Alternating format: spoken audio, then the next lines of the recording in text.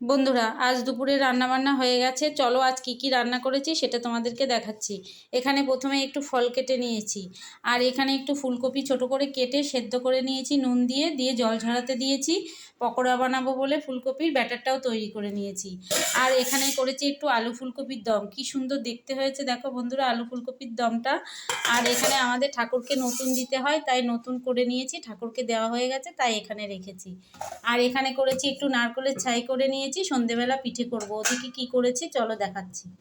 এদিকে ওদের জন্য একটু ডিমের অমলেট করে নিয়েছি, দেখো তিনজনের তিনটে অমলেট, আর করেছি ওদের ডাল আর ভাত। আমি তো আজকে নিরামিষ খাবো তাই এগুলো ওদের জন্য করেছি। আর আমার জন্য করে নিয়েছি একটু ফ্যানে ভাত। এই দেখো আলু দিয়ে একটু গোবিন্দভোগ চাল দিয়ে ফ্যানে ভাত বসিয়েছি, এটা হচ্ছে আমার জন্য। আর আমার রান্নাবান্নাগুলো কেমন লাগে অবশ্যই তোমরা কমেন্টে জানিও। আর ভালো লেগে থাকলে লাইক শেয়ার করে দিও, ফলো করে দিও। ইউটিউব থেকে দেখে থাকলে অবশ্যই একটা সাবস্ক্রাইব করে দিও। ঠিক আছে।